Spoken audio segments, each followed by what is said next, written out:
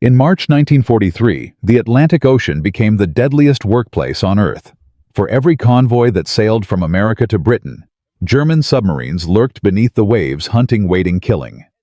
The statistics were devastating. In just 1 month, U-boats sank 108 Allied ships. Over 600,000 tons of supplies vanished into the cold depths. More than 2,000 merchant sailors died screaming in oil-slicked waters their bodies never recovered.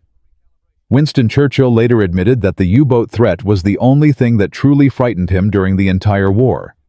Britain was an island nation. If the convoys stopped, Britain would starve. If Britain starved, the war was lost.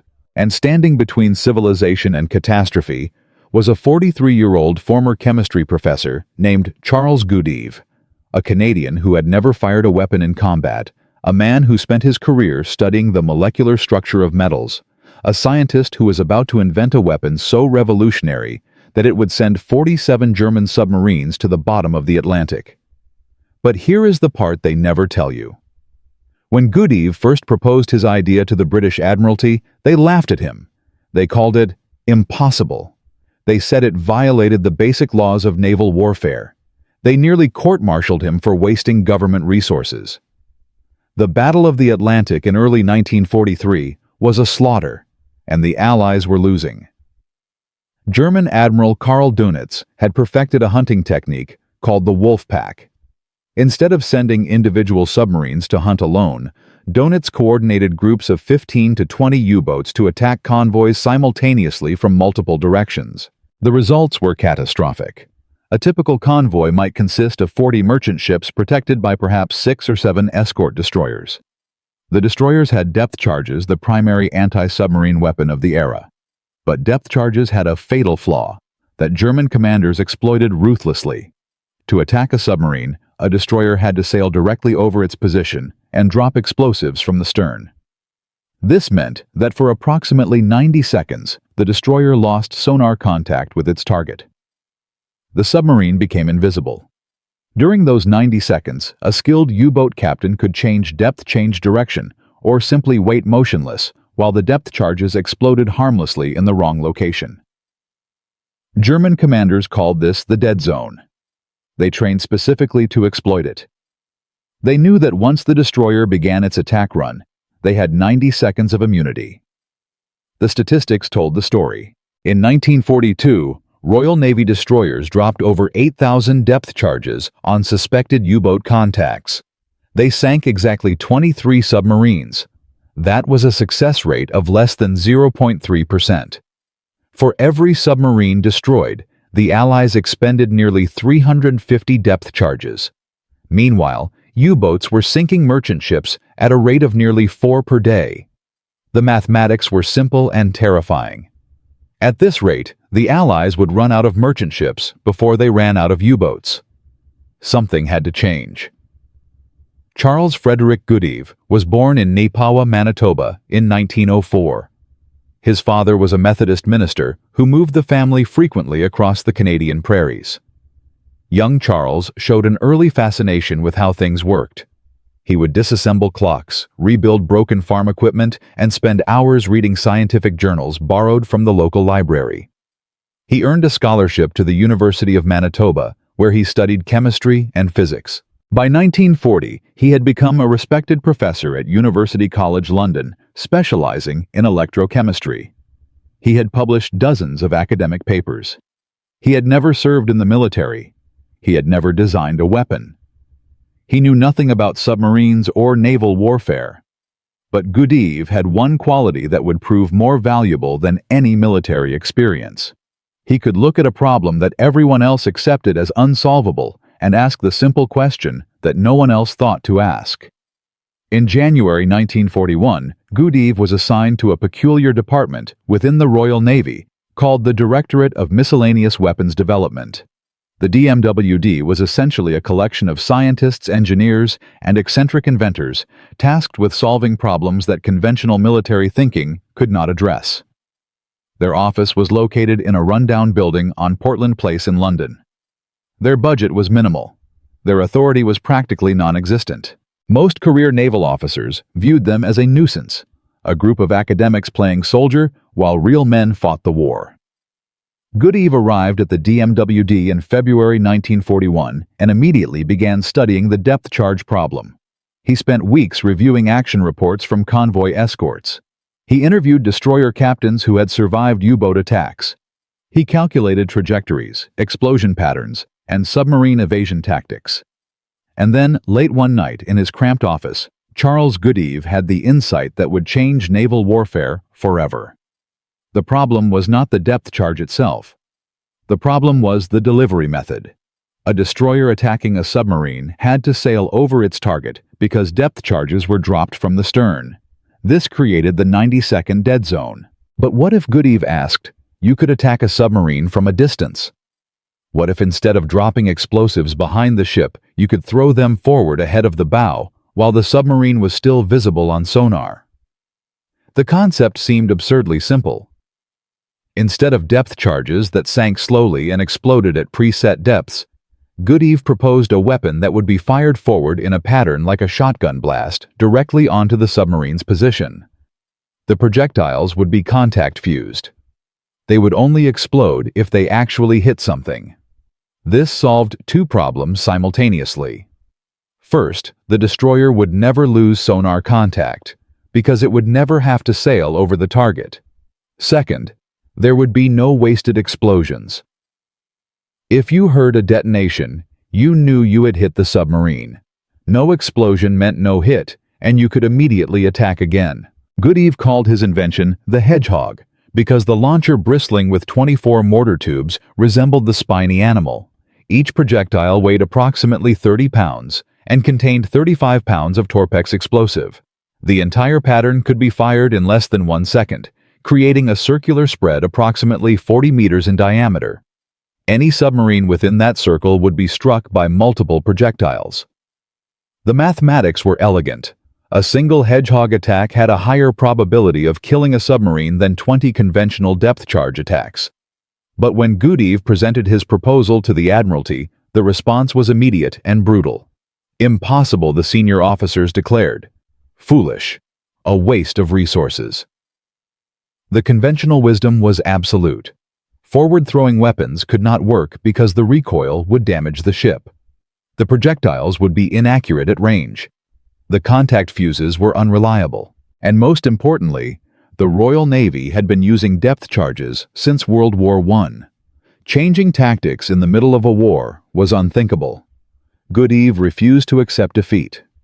With minimal authorization and even less funding, he assembled a small team of engineers and began constructing a prototype in a workshop near Portsmouth.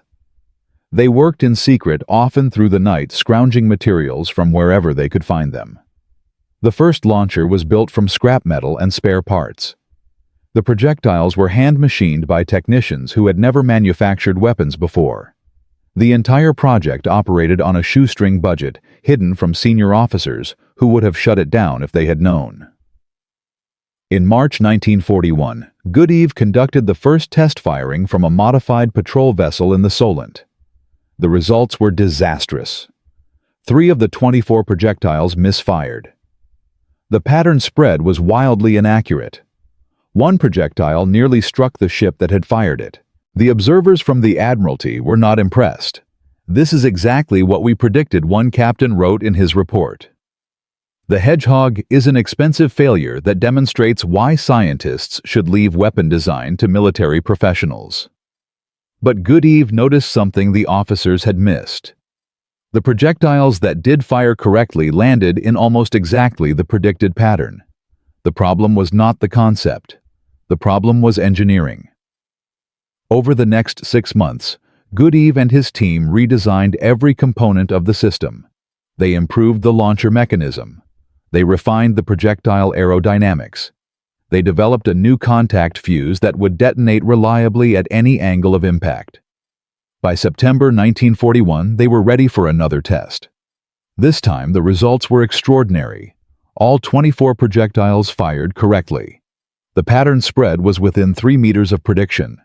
The contact fuses worked perfectly. A simulated submarine target was struck by 6 projectiles simultaneously. The observers were stunned. They had never seen anything like it. The first operational Hedgehog was installed on HMS Westcott in January 1942. Captain Ian Fleming, no relation to the famous author, was selected to command the trials. His orders were simple: find a U-boat and attack it with the new weapon. Fleming was skeptical. He had served in destroyers for 15 years. He had dropped hundreds of depth charges. He did not believe that a group of academics could improve on tactics that had been developed over decades of experience. On February 3, 1942, HMS Westcott made sonar contact with a German submarine operating west of Gibraltar. Fleming ordered the traditional attack run. His sonar operator tracked the submarine precisely. At 800 meters, Fleming gave the order to fire the Hedgehog. 24 projectiles arced through the air in a graceful parabola. They entered the water in a perfect circular pattern directly over the submarine's position.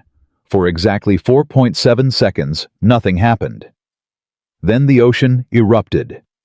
7 simultaneous explosions tore through the water. The submarine never had a chance to evade. It was struck by multiple projectiles before the captain even knew he was under attack. Debris and oil rose to the surface.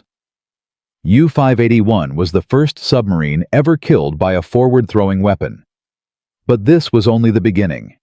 The Hedgehog was about to change everything about the Battle of the Atlantic. By April 1942, the Royal Navy had installed Hedgehogs on 27 escort vessels. The results were staggering. In conventional depth charge attacks, destroyers achieved a kill rate of approximately 2%. With the Hedgehog, the kill rate jumped to over 25%.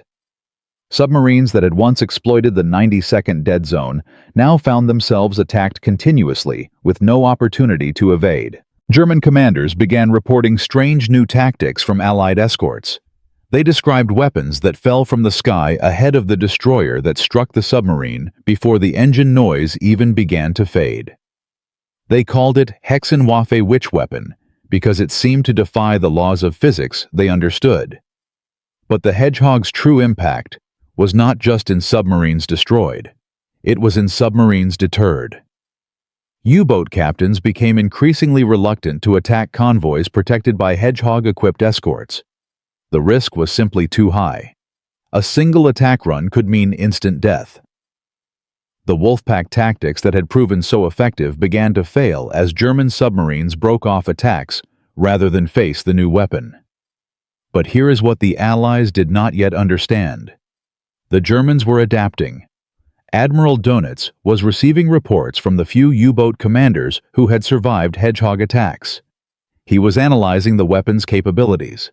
He was developing countermeasures. And he was preparing to deploy a new generation of submarines equipped with revolutionary technology that would render the Hedgehog obsolete. The Battle of the Atlantic was far from over. In Part 2, we will discover how German engineers responded to the Hedgehog threat, why the Allies nearly lost everything they had gained, and how a 22-year-old radar operator made a discovery that would finally break the U-boat menace forever. The war beneath the waves was about to enter its most desperate phase. Charles Goodeve had done the impossible. A chemistry professor with no military experience had invented a weapon that could destroy submarines with unprecedented efficiency. The Hedgehog worked. The mathematics proved it. The first kills confirmed it. But convincing the British Admiralty to adopt his invention would prove harder than inventing it. In the 6 months following the first successful test, only 14 escort vessels received Hedgehog launchers. Meanwhile, German U-boats sank 412 Allied merchant ships. Over 8,000 sailors died in waters that grew colder with each passing week. The technology existed to save them. The bureaucracy refused to deploy it. And here is the statistic that should make your blood boil. In March 1942, the Royal Navy had enough Hedgehog launchers in storage to equip 200 escort vessels. They remained in warehouses while men drowned in the Atlantic. And this is where everything became worse than Goodeve could have imagined. The enemy was no longer German submarines. The enemy sat behind mahogany desks in the Admiralty building on Whitehall. His name was Vice Admiral Sir Percy Noble, Commander-in-Chief of Western Approaches, the man responsible for protecting every convoy crossing the Atlantic. Noble was 62 years old. He had served in the Royal Navy for 44 years. He had commanded battleships, cruisers, and destroyers. He had earned the Distinguished Service Order twice. He was also completely convinced that the Hedgehog was a waste of resources that would never work in actual combat conditions.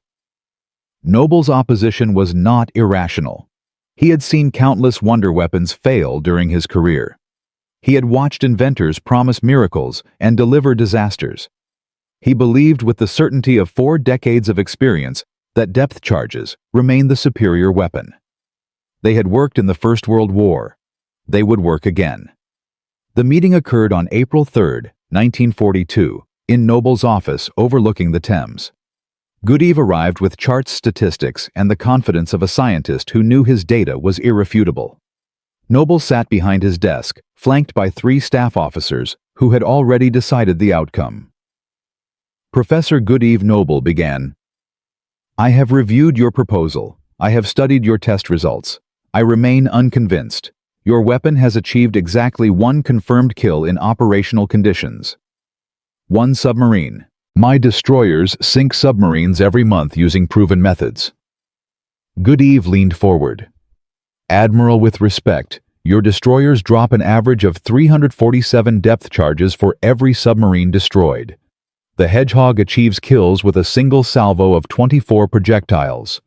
The efficiency improvement is over 400%. Noble's face hardened. "Efficiency is meaningless if the weapon cannot be relied upon.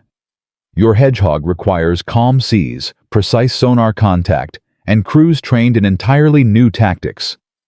My captains have spent years perfecting depth charge attacks. You are asking me to abandon proven doctrine for an experimental device invented by a man who has never commanded a ship in combat." The words hung in the air. Goodeve understood what Noble was really saying. "You are not one of us. You do not belong here. Your ideas threaten everything we have built." The meeting ended without resolution. Noble's final words were chilling. "Professor, I suggest you return to your laboratory and leave naval warfare to naval officers. If you continue to waste Admiralty resources on this project, I will personally recommend your removal from the DMWD." Goodeve walked out of that office knowing his career was finished. The most powerful admiral in the Battle of the Atlantic had just threatened to destroy him. But he also knew something Noble did not. Somewhere in that building, someone else was watching. Someone with even more power than Vice Admiral Noble. His name was Frederick Lindemann, and he was Winston Churchill's closest scientific advisor. Lindemann had been monitoring Goodeve's work for months. He had seen the test results. He had analyzed the mathematics. And he had reached a conclusion that contradicted everything the Admiralty believed. The Hedgehog was not just effective, it was essential. Lindemann requested a private meeting with Goodeve on April 7th, 4 days after the disaster with Noble. They met in a small office in the Cabinet war rooms deep beneath the streets of London. The professor arrived expecting another rejection. Instead, Lindemann offered him something unprecedented. "I have spoken with the Prime Minister," Lindemann said. "He is prepared to override Admiral Noble's objections, but he needs proof that cannot be disputed. Not laboratory tests, not simulations.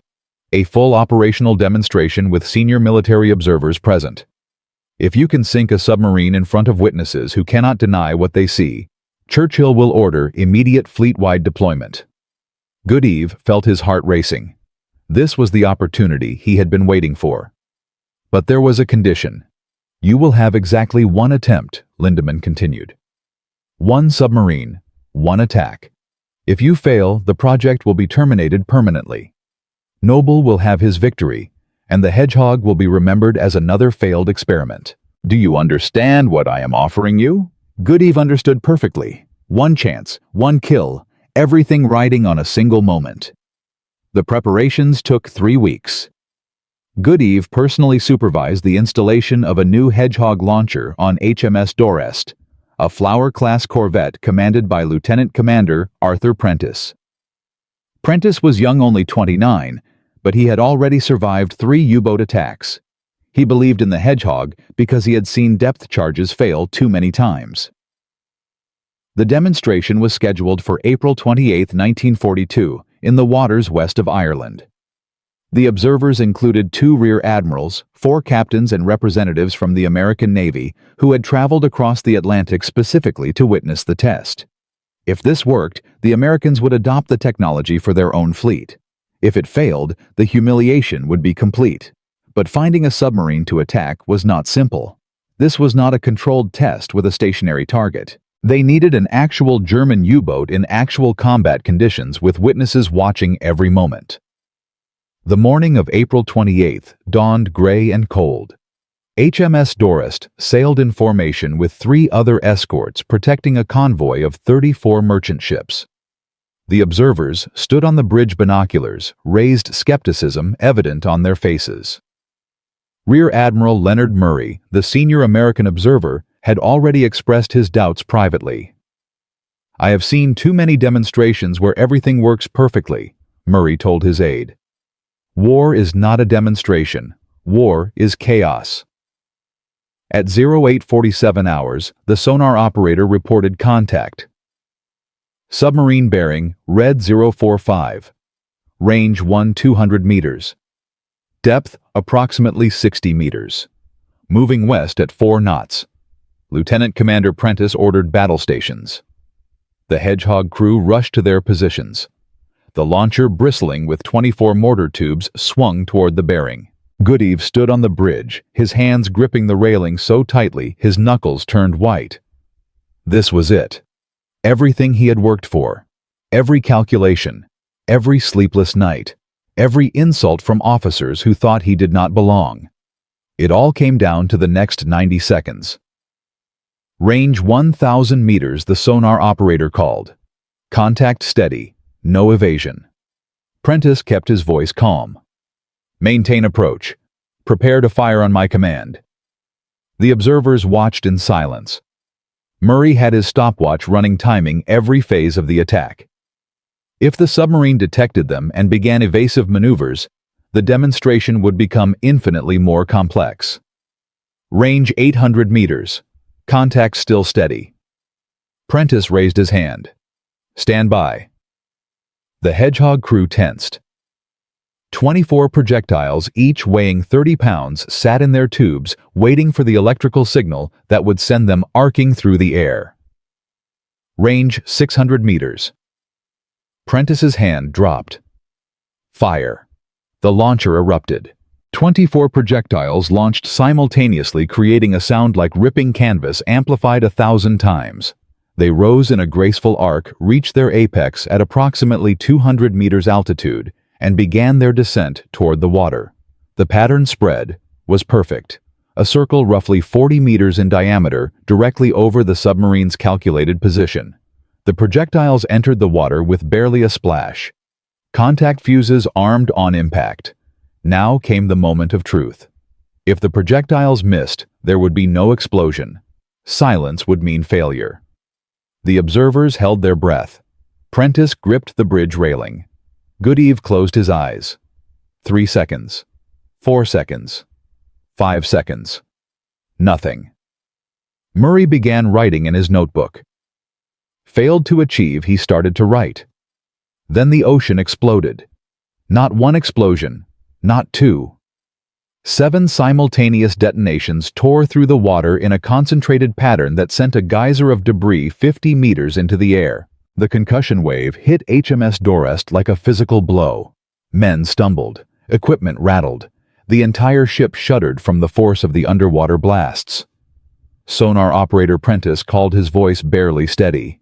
"Report." The response came back immediately. "Contact destroyed, sir. Breaking up noises confirmed. The submarine is sinking." Within minutes, debris began surfacing. Oil, wood, papers. A German officer's cap. The unmistakable evidence of a submarine torn apart by multiple simultaneous hits. Rear Admiral Murray stopped writing. He stared at the oil slick spreading across the gray Atlantic water. He turned to Goodeve with an expression the professor had never seen on a senior officer's face. Disbelief. Wonder. And something that looked almost like fear. Professor Murray said slowly, "I have just witnessed the future of anti-submarine warfare. How quickly can you build more of these weapons?" The answer would change the course of the war. The demonstration's success created an immediate problem. The Admiralty had been proven wrong in front of American observers. Vice Admiral Noble's opposition had been publicly humiliated. The institutional resistance that had blocked the Hedgehog for months did not disappear. It transformed into something more subtle and equally dangerous: passive resistance. Production orders were issued on May 3, 1942. The Royal Navy required 400 Hedgehog launchers within 6 months. Factories in Birmingham and Manchester began retooling their equipment. But the launchers were only half the equation. Every escort vessel needed crews trained in the new tactics. And training meant convincing captains who had spent their careers mastering depth charge attacks that everything they knew was now obsolete. Goody volunteered to conduct the training personally. For the next 4 months, he traveled from base to base, ship to ship, teaching officers who often did not want to learn. The reception varied from grudging acceptance to open hostility. At Londonderry, a destroyer captain refused to attend the training session. "Depth charges were good enough for my father in the last war," he declared. "They are good enough for me." At Liverpool, another captain deliberately scheduled maintenance on his Hedgehog launcher to avoid using it in combat. The weapon sat unused while his ship dropped conventional depth charges that achieved nothing. But gradually, the results spoke louder than tradition. In June 1942, Hedgehog-equipped escorts sank 4 submarines. In July, the number rose to 7. In August, 9. Each kill generated reports that spread through the fleet. Captains who had been skeptical began requesting the new weapon. Crews who had resisted training began demanding it. The German response was confusion. U-boat commanders reported attacks that violated everything they understood about anti-submarine warfare. One survivor recovered after his submarine was destroyed by HMS Dorest, described the experience in terms that revealed his complete bewilderment. "We heard nothing," he told his interrogators. "No destroyer passing overhead. No depth charges falling. Just silence, and then we were dying." The explosions came from nowhere. There was no warning, no chance to evade. It was like being attacked by ghosts. By September 1942, the Hedgehog had sunk 23 German submarines. The kill rate had reached 25%, compared to less than 3% for conventional depth charges. Charles Goody had proven that a chemistry professor could revolutionize naval warfare against the opposition of the entire military establishment. But the Germans were not fools. Admiral Dönitz received the intelligence reports. He analyzed the attack patterns. He understood that something fundamental had changed. And he began developing countermeasures that would challenge everything the Allies had achieved. The first reports came in October. U-boats were diving deeper than ever before beyond the Hedgehog's effective range. They were using new acoustic torpedoes that could home in on escort vessels. They were coordinating attacks in ways that overwhelmed the defenses. And then came the intelligence that changed everything. German engineers had captured a Hedgehog projectile that failed to detonate. They were reverse engineering the technology. Within months, they would understand exactly how the weapon worked. And once they understood it, they could defeat it. The war beneath the waves was about to enter its most desperate phase. In Part 3, we will discover how German scientists developed countermeasures that nearly neutralized the Hedgehog, why Allied losses suddenly spiked in early 1943, and how a 19-year-old female radar operator made a discovery that would finally break the U-boat menace forever. The technology race was accelerating. And the real battle was just beginning. A chemistry professor invented a weapon that the Royal Navy said was impossible. He fought against an admiral who wanted to destroy his career. He proved them all wrong in front of American observers who could not deny what they witnessed. By September 1942, the Hedgehog had sunk 23 German submarines with a kill rate 8 times higher than conventional depth charges. Charles Goodeve had transformed anti-submarine warfare forever. But the Germans were not defeated. They were adapting. When intelligence reports reached Admiral Karl Dönitz that a captured Hedgehog projectile was being studied by German engineers, the stakes changed completely. This was no longer about proving a concept. This was about survival. In October 1942, U-boat losses suddenly dropped by 40%. German submarines were diving deeper, running faster, attacking smarter. Something had changed beneath the Atlantic waves. And now this was no longer an experiment. This was total war. Admiral Dönitz received the first detailed analysis of the Hedgehog on September 15, 1942. The report came from German naval intelligence compiled from interrogations of captured Allied sailors and the examination of unexploded ordnance recovered from attack sites. Dönitz read the report twice. Then he called an emergency meeting of his submarine command staff. "The weapon is ingenious," Dönitz admitted to his officers.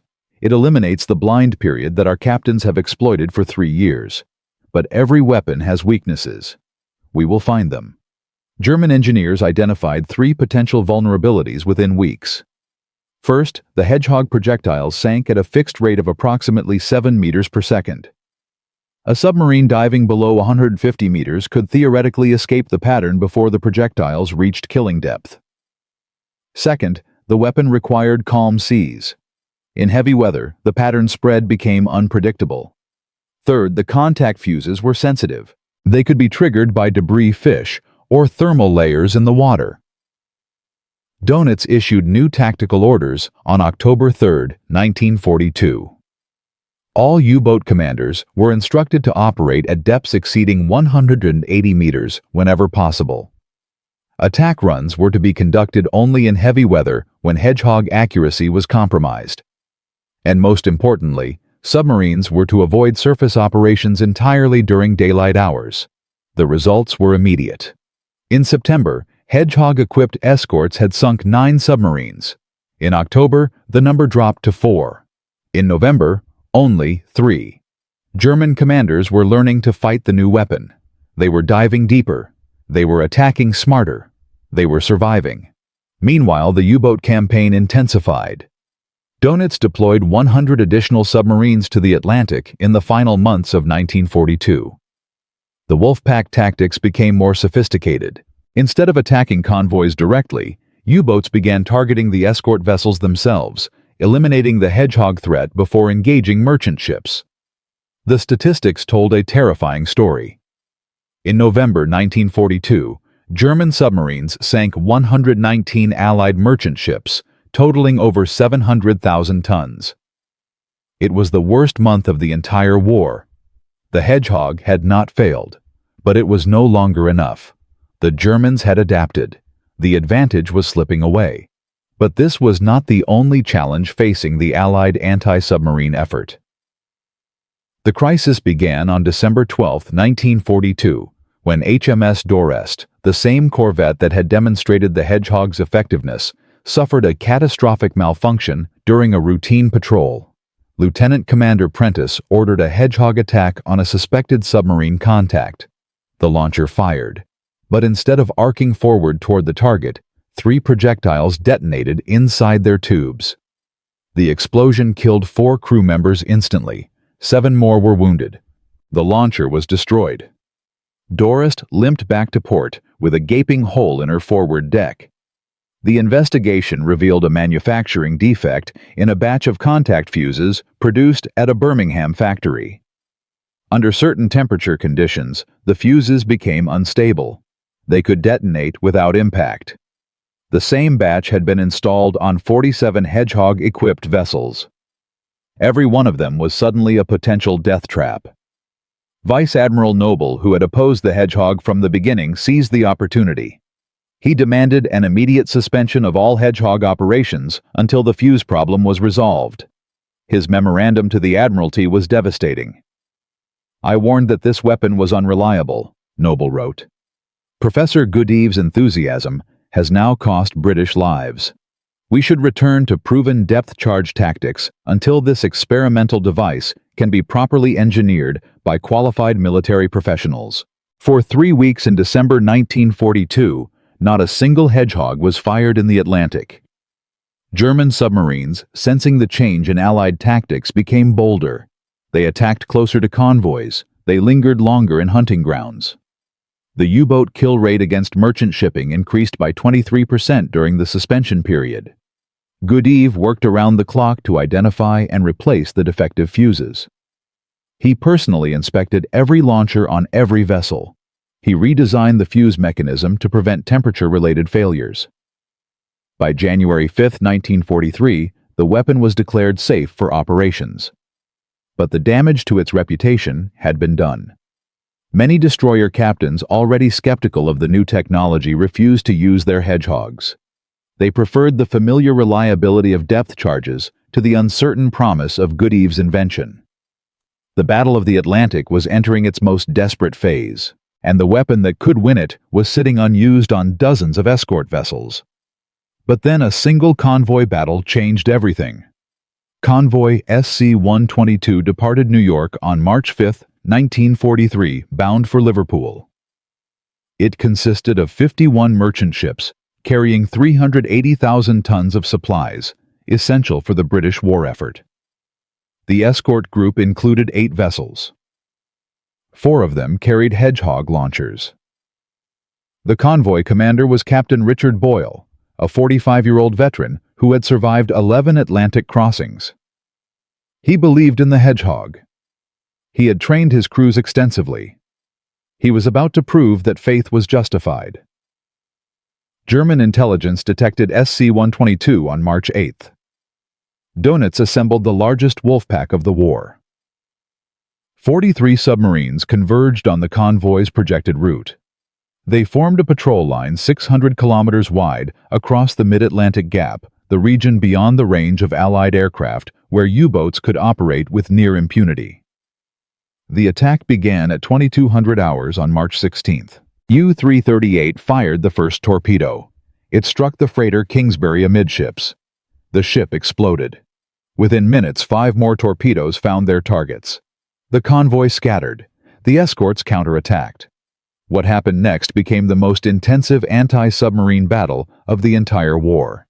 HMS Dorest made sonar contact at 22:47 hours, range 800 meters, depth 90 meters, submarine moving east at 6 knots. Prentice commanding. Despite the memories of the December accident, gave the order without hesitation. Fire Hedgehog.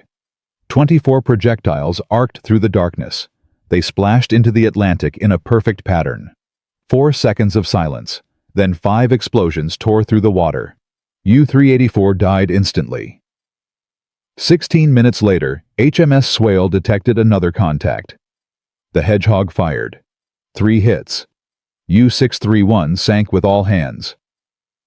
The battle raged for 72 hours. 43 German submarines against 8 escort vessels, protecting 51 merchant ships. The odds should have been overwhelming. They were not. By dawn, on March 19th, the escorts had sunk 6 German submarines. 4 kills were confirmed. Hedgehog attacks. 2 were depth charge attacks. The convoy lost 13 merchant ships, a terrible toll, but the Wolfpack had expected to annihilate the entire formation. Instead, they had been fought to a standstill by a handful of escorts, using a weapon their commanders had once dismissed as impossible. U-boat commander Heinrich Bleichrodt, who survived the battle, later described his experience in terms that revealed the psychological impact of the Hedgehog. "We could not understand what was happening. Submarines were being destroyed without warning. There was no sound of depth charges falling. No time to evade. One moment a boat was hunting, the next moment it was dying. We began to fear the escorts more than the aircraft. That had never happened before." The statistics from convoy SC-122 spread through both navies like wildfire. German command calculated that their submarines had achieved a kill ratio of only 2.2 merchant ships per U-boat lost. Before the Hedgehog, the ratio had been nearly 14-1. The mathematics of the Wolfpack strategy were collapsing. Dönitz ordered an immediate tactical review. The impact of convoy SC-122 resonated far beyond a single battle. In March 1943, Allied escorts equipped with Hedgehogs sank 15 German submarines. In April, the number rose to 18. In May, it reached 23. The weapon that had been suspended, criticized, and nearly abandoned was now destroying U-boats at an unprecedented rate. The month that German submariners came to call Black May began on May 1, 1943. In the following 31 days, the Allies sank 43 German submarines. Over 2,000 German submariners died. It was the worst month in the history of the U-boat service. The Hedgehog accounted for 17 of those kills, more than any other single weapon system. But the Hedgehog was no longer fighting alone. The weapon had become part of an integrated anti-submarine system that combined multiple technologies into a unified killing network. Centimetric radar could detect a surfaced submarine at 30 kilometers in any weather. High-frequency direction finding could locate a U-boat by its radio transmissions from hundreds of kilometers away. Long-range aircraft could patrol the mid-Atlantic gap that had once been a sanctuary for German submarines. And when all these technologies forced a U-boat to dive, the Hedgehog was waiting. The mathematics were simple and brutal. A submarine that surfaced to attack could be detected by radar. A submarine that transmitted orders could be located by direction finding. A submarine that dove to escape could be tracked by sonar and killed by Hedgehog. There was no safe option. There was no escape. On May 24, 1943, Dönitz made the most difficult decision of his career. He ordered all U-boats to withdraw from the North Atlantic. The Wolfpack strategy that had nearly strangled Britain into submission was abandoned. The Battle of the Atlantic was not over, but the tide had turned irreversibly. The news reached Charles Goodeve on May 26th. He was in his office at the DMWD reviewing production schedules for the next generation of Hedgehog launchers. A colleague handed him the intelligence summary. German submarines withdrawing from Atlantic convoy routes. Goodeve read the report twice. He did not celebrate. He did not boast. He simply returned to his work. There were still improvements to be made. There were still lives to be saved. By the end of 1943, the Hedgehog had sunk 47 German submarines. The weapon that the Admiralty had called impossible, that Vice Admiral Noble had tried to kill, that had nearly been abandoned after a manufacturing defect, had become the most effective anti-submarine system of the war. Charles Goodeve received the Order of the British Empire for his contributions. The citation praised his technical brilliance and determination in the face of institutional opposition. But Goodeve never sought recognition. When asked about his achievement, he deflected credit to the sailors who had used his weapon and the engineers who had built it. The chemistry professor had changed the course of the war. His invention had saved thousands of lives and shortened the conflict by months, if not years. The Battle of the Atlantic was won not by admirals who clung to proven doctrine, but by a scientist who asked a simple question that no one else thought to ask. But what happened to Charles Goodeve after the war? What became of the man who proved that technology could defeat tradition, that innovation could overcome bureaucracy, that a single idea pursued with determination could change history? The story of the Hedgehog has one final chapter. A chapter that reveals something profound about how nations remember their heroes and how history judges the men who save civilizations. In Part 4, we will discover Goodeve's forgotten legacy, the revolutionary inventions he created after the war, and why a man who saved tens of thousands of lives died in obscurity unknown to the nation he had protected. This story is almost over, but the most important lesson is still to come. A chemistry professor from Manitoba invented a weapon that admirals said was impossible. He fought against a military establishment that wanted to destroy his career. He proved them wrong in the most spectacular demonstration in naval warfare history. His invention sank 47 German submarines during World War II. It turned the tide of the Battle of the Atlantic. It saved thousands of lives and shortened the war by months. Charles Goodeve had done everything that history demands of its heroes. He had vision when others were blind. He had courage when others were afraid. He had persistence when others gave up. But here is the twist that no one expects. When the war ended, Charles Goodeve did not become famous. He did not become wealthy. He did not become a celebrated figure in military history. Instead, he returned to his laboratory, continued his research, and died in relative obscurity. The man who saved the Atlantic convoys was forgotten by the nation he had protected. Because sometimes success comes with a price that no one talks about. The war ended on May 8, 1945. Charles Goodeve was 41 years old. He had spent 4 years fighting two enemies simultaneously, German submarines and British bureaucracy. He had won both battles. The Hedgehog had become the most effective anti-submarine weapon in naval history. The admirals who had opposed him had been proven catastrophically wrong. Vice Admiral Noble, who had threatened to destroy Goodeve's career, retired quietly in 1944. His replacement, Admiral Max Horton, became one of the Hedgehog's strongest advocates. Goodeve received the Order of the British Empire for his wartime contributions. The citation praised his technical brilliance and determination. But the ceremony was small, the coverage minimal. There were no parades. There were no speeches in Parliament. The professor who had changed the course of the war received his medal and returned to work the next day. After the war, Goodeve faced a choice that would define the rest of his life. The Royal Navy offered him a permanent position as a senior scientific advisor. The salary was generous. The prestige was considerable. He would have influence over the development of naval weapons for decades to come. Goodeve declined. He had seen enough of military bureaucracy to last a lifetime. He had watched good ideas die in committee meetings.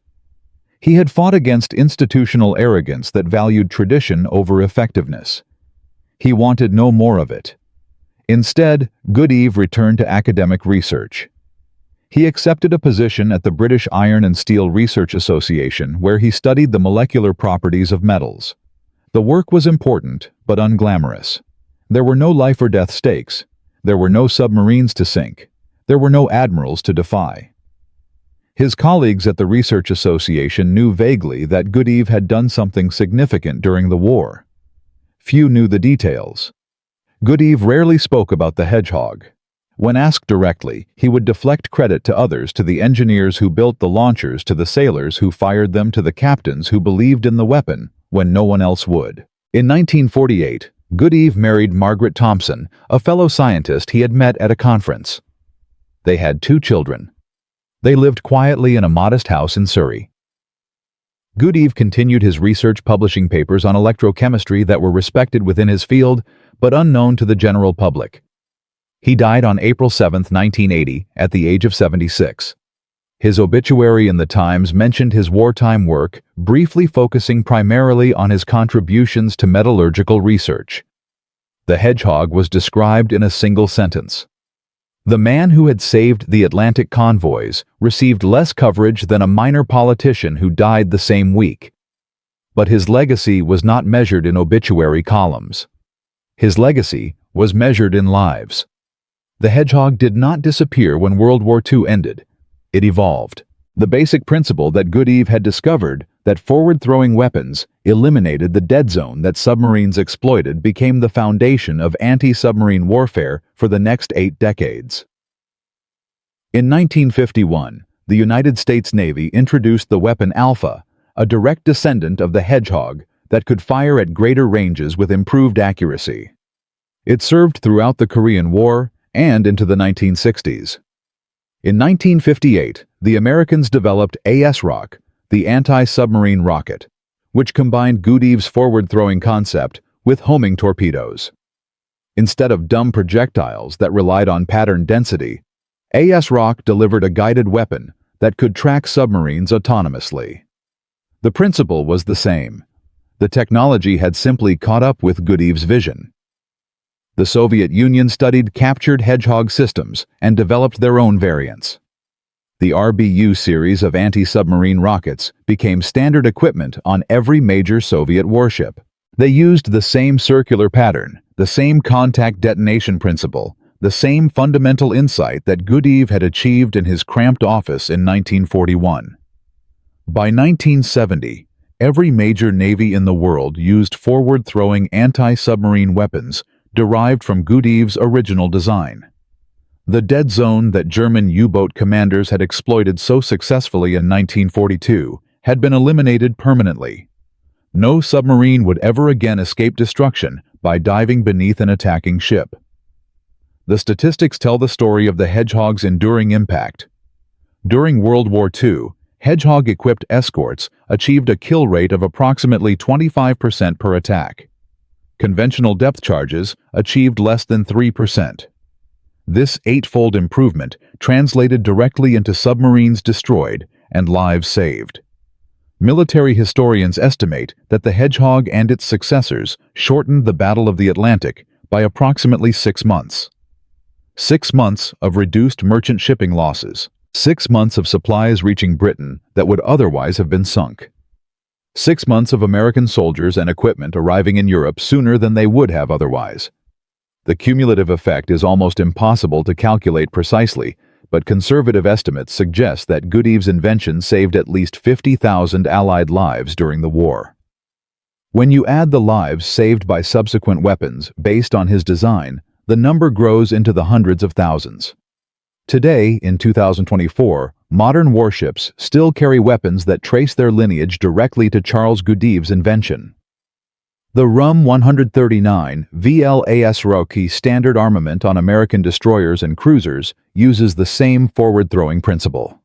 The targeting systems are computerized. The warheads are nuclear-capable. The range is measured in kilometers rather than meters. But the fundamental insight remains unchanged. Attack forward. Never lose contact. Eliminate the dead zone.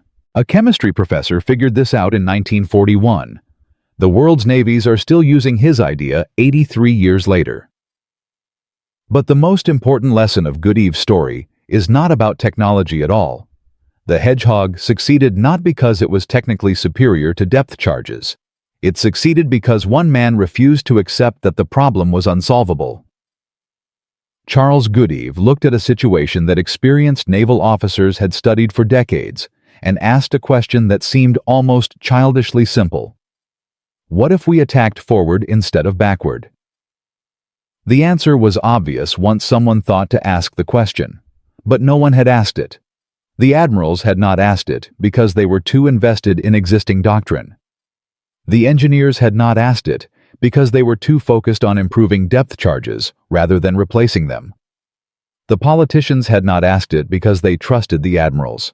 It took an outsider, a man with no naval experience, no military training, no institutional loyalty, to see what the insiders could not. This pattern repeats throughout military history. The tank was developed not by cavalry officers, but by engineers who had never ridden a horse in combat. Radar was perfected not by pilots, but by physicists who had never flown an aircraft. The atomic bomb was built not by generals, but by scientists who had never fired a weapon. In each case, the breakthrough came from someone outside the system, someone who did not know that the problem was supposed to be unsolvable. The institutions that should have fostered innovation, instead, resisted it. The experts, who should have recognized genius instead, dismissed it. The leaders who should have championed change instead, defended the status quo. Goodeve's experience with Vice Admiral Noble was not unique. It was typical. Every major military innovation of the 20th century faced similar resistance from the establishments it was designed to protect. Billy Mitchell was court-martialed for advocating air power. Hugh Dowding was forced into retirement after winning the Battle of Britain. John Boyd was marginalized for decades despite revolutionizing fighter tactics. The pattern is so consistent that it suggests something fundamental about how institutions respond to change. They resist it.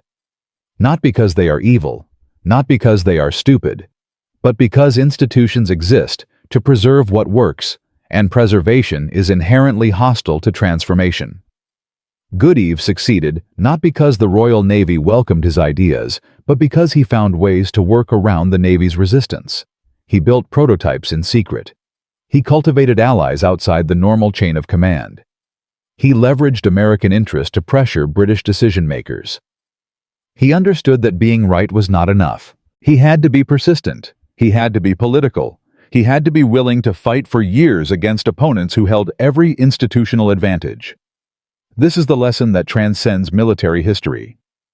Innovation requires not just good ideas, but the determination to defend them against everyone who benefits from the status quo. Whether you are developing a new weapon, launching a new business, or proposing a new policy, you will face the same resistance that Goodeve faced. The question is whether you have the courage to persist. And there is one final detail that almost no one knows about Charles Goodeve's story. In 1975, 5 years before his death, Goodeve received a letter from a German man named Werner Hartenstein. The name meant nothing to Goodeve at first. Then he read the letter more carefully. Hartenstein's father had been a U-boat commander during World War II. Specifically, he had commanded U-156, one of the most successful submarines in the German fleet. In September 1942, U-156 had torpedoed the British troop ship Laconia, then discovered that the ship was carrying Italian prisoners of war allies of Germany. Hartenstein had surfaced and attempted to rescue survivors displaying extraordinary humanity in the midst of brutal warfare. American aircraft attacked his submarine during the rescue operation, forcing him to abandon many survivors to their deaths. Hartenstein was killed in March 1943, when U-156 was sunk by depth charges from American aircraft. He never encountered a Hedgehog. But his son had spent decades researching the weapons that had destroyed the U-boat fleet. He had read technical reports, interviewed survivors, studied the statistics. And he had concluded that one weapon above all others had broken the submarine campaign, the forward-throwing mortar that the British called the Hedgehog. Hartenstein's son wrote to Goodeve not to complain, not to accuse, not to express bitterness over his father's death. He wrote to express respect. "My father believed he was fighting for his country," Hartenstein wrote. "I now understand that you were fighting for yours. You developed a weapon that ended the threat my father represented. You did not do this out of hatred. You did it because it was necessary. I wanted you to know that at least one German recognizes what you achieved. The enemies of yesterday need not remain enemies forever." Goodeve kept that letter until the day he died. It was found among his personal papers after his death, carefully preserved in an envelope marked simply, Germany. The professor who had invented a weapon that killed thousands of German sailors had received absolution from the son of one of those sailors. War creates enemies. Time creates understanding. Technology creates change. But only individuals create meaning. From a chemistry professor with an impossible idea to a weapon that sank 47 submarines to a legacy that still protects sailors 83 years later. Charles Goodeve proved that innovation does not require authority, that courage does not require rank, and that one person asking the right question can change the course of history. The Hedgehog saved an estimated 50,000 lives during World War II. Its descendants have protected countless more in the decades since. Every sailor who serves on a modern warship owes a debt to a Canadian academic who refused to accept that some problems cannot be solved. If you know another story of a forgotten innovator who changed military history, share it in the comments below. The heroes who deserve recognition are not always the ones who receive it.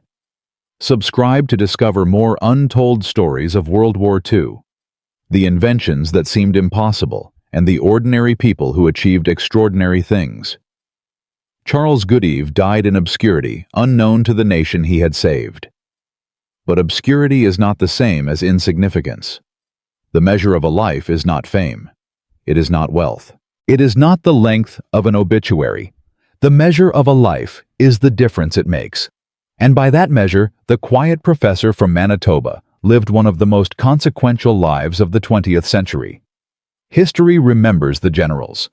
History remembers the politicians. History remembers the battles and the speeches and the treaties. But history is made by people like Charles Goodeve, people who see problems that others accept, who find solutions that others dismiss, who persist when others surrender. That is the true lesson of the hedgehog. Not that technology wins wars, but that determination applied with intelligence and pursued with courage can overcome any obstacle.